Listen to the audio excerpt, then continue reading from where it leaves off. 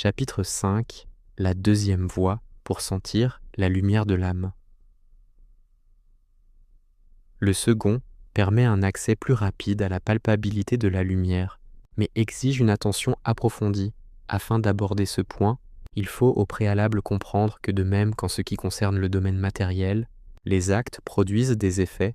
Ainsi, concernant les lumières spirituelles qui viennent d'Hachem vers l'âme, la pensée de l'homme, notamment au moyen de la concentration, a le pouvoir de générer des effets spirituels qui éclaireront celle-ci. Ainsi, on comprend bien que lorsqu'un homme prend une poutre et la casse, il génère à partir d'un élément deux entités distinctes. A l'inverse, lorsqu'il en prend deux et qu'il les cloue ensemble, il en produit une seule, plus grande. Il en est exactement de même en ce qui concerne les lumières spirituelles qui émanent d'Hachem à destination de notre âme. Lorsqu'un homme étudie la Torah ou accomplit une mitzvah, dans la mesure où 1. Il aura exprimé au préalable son acceptation de l'infinie grandeur d'Hachem, qu'il est le créateur de l'univers et celui qui le maintient. 2. Qu'au moment précis où il procède à son étude ou l'accomplissement de la mitzvah qui l'accapare, il se concentre fortement sur le fait qu'il représente un conduit spirituel au moyen duquel son âme se rattachera à Hachem, source d'un flux de lumière supérieur, incommensurable. Des effets spirituels tangibles seront alors palpables.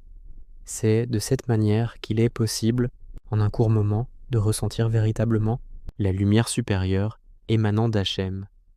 Ces notions que nous venons d'évoquer méritent d'être le sujet d'une vaste analyse qui dépasse de loin le cadre de cette petite brochure.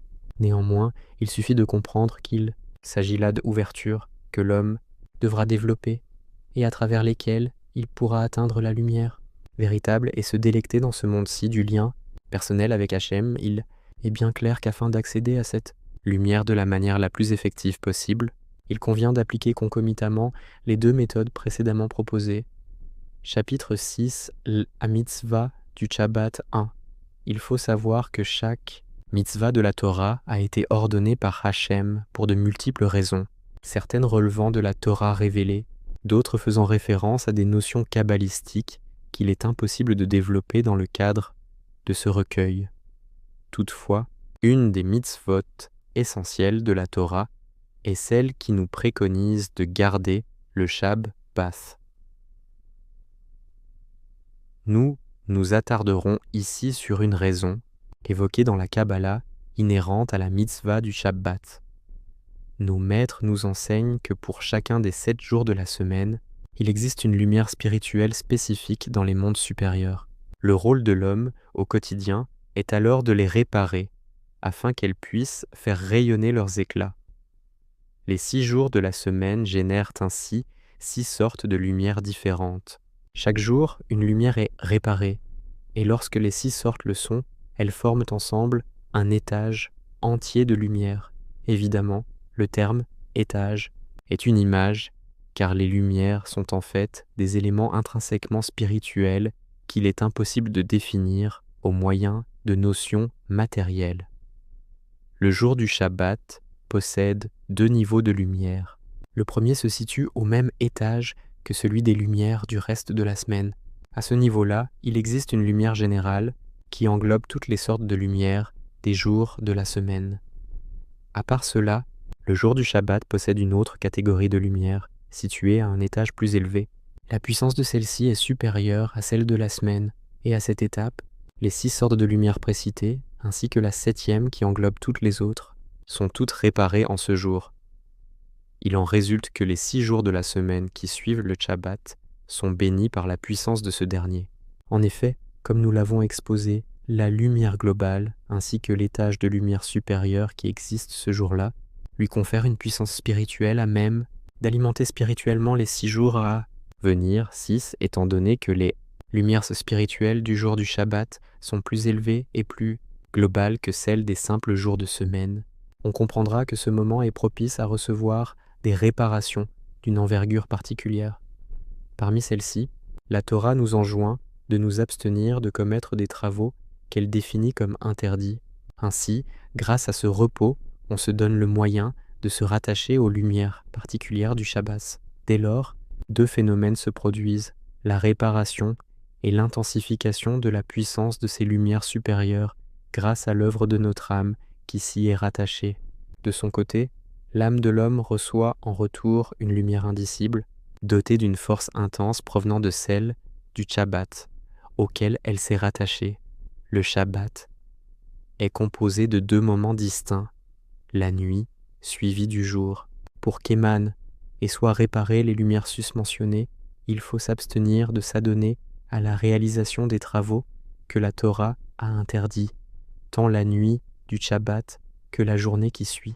Ce faisant, on contribue activement à la concrétisation de leur perfection. Ceci dit, même si l'élément fondamental à l'émanation et la perfection de ces lumières est l'abstention des travaux interdits, il est évident que celles-ci ne seront parfaitement développées que dans la mesure où on se sera employé à générer une activité spirituelle de manière positive pendant Shabbat, notamment par le truchement du développement de notre lien spirituel avec Hachem.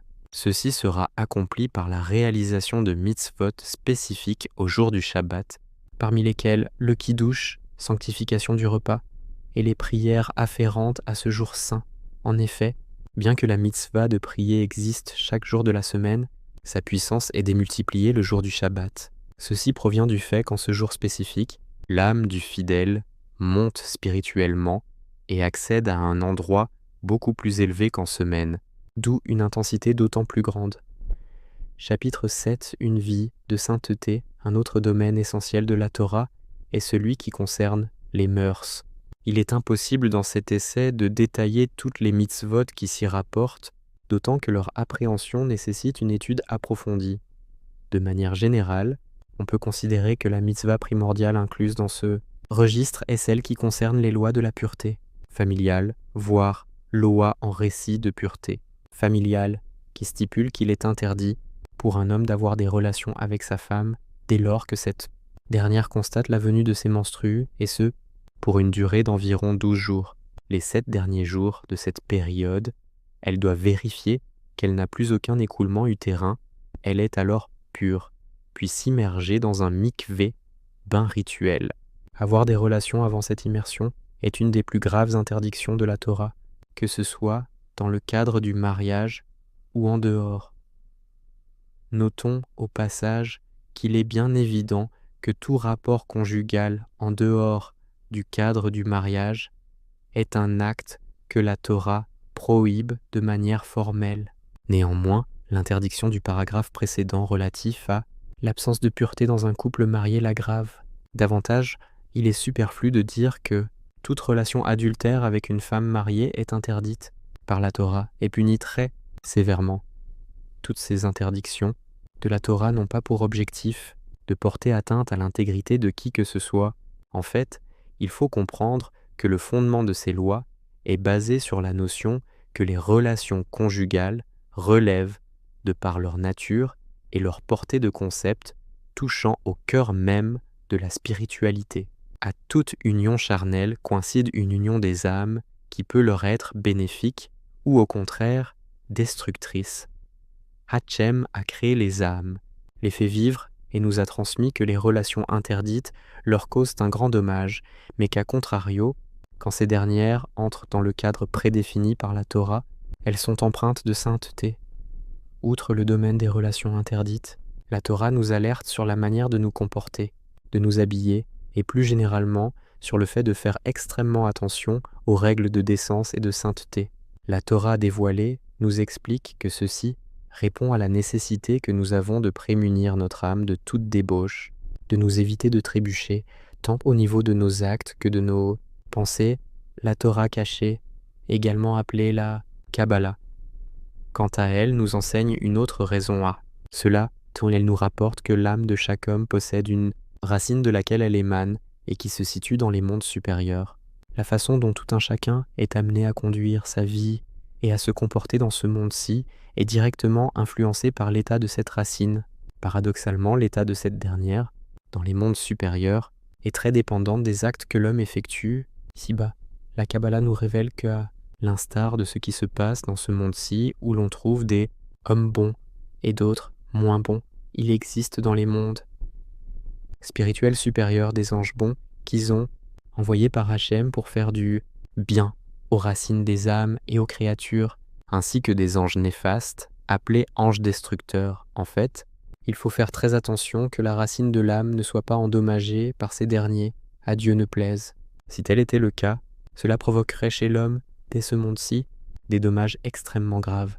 Ainsi, lorsque quelqu'un s'habille ou se comporte avec indécence, sans prêter attention aux notions de sainteté, cela provoque dans les mondes supérieurs une ouverture dans laquelle les forces du mal s'engouffrent au point de pouvoir atteindre la racine de son âme, le plaçant de fait dans une situation de danger extrême, shalom, tous.